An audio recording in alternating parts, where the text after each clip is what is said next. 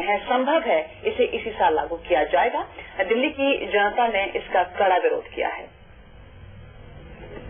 दिल्ली की जनता पर महंगाई की एक और मार। जी हाँ, बिजली कंपनियां दिल्ली की जनता पर महंगाई का एक और नया बोझ बढ़ाने की तैयारी में है। दरअसल DERC ने ऐलान किया है कि अब दिल्ली वालों को प्राइम और नॉन प्राइम टाइम में बांटकर बिजली दी जाएगी। दिन में 3 बजे से रात के 11 बजे तक के समय को पीक आवर माना गया है और इस दौरान उपभोक्ताओं को तय कीमत से प्रति यूनिट 10% के हिसाब से ज्यादा सरचार्ज देना होगा। सर्दियों में पीक आवर शाम 5 बजे से रात 11 बजे तक करने की सिफारिश की गई है। खास बात यह है कि दिल्ली सरकार भी कंपनियों और DERC के साथ खड़ी दिख रही है।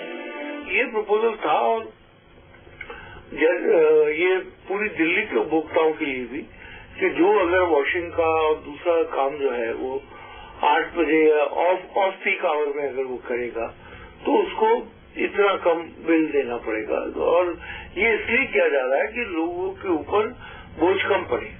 हालांकि आज भी दिल्ली में जो बिजली की दरें है वो और राज्यों से बहुत कम है। तो ये तमाम चीजें एक बेहतर सुविधा लोगों को देने के लिए और एक ऑप्शन देने के लिए DERC उसमें सुनवाई कर रही है और जो भी निर्णय लेगी DERC वो उसका अपना निर्णय। DERC के इस नोटिस से राजधानी के लोग चिंता में पड़ गए हैं। दिल्लीवासियों ने इस मसले पर मोर्चा खोलने का ऐलान किया है।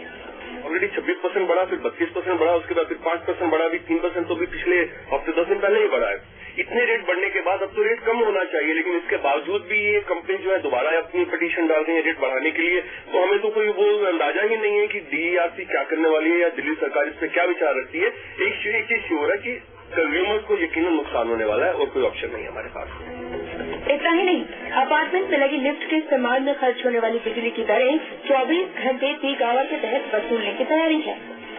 DERC के ताजा फरमान का जवाब आम जनता को 4 मार्च तक देना है, लेकिन फरमान की बात और सरकार के अंदेशे से ये बात साफ हो गई है कि आने वाले महीने में दिल्ली वालों को महंगी बिजली के साथ कई तरह का अतिरिक्त सरचार्ज भी देना पड़ सकता है।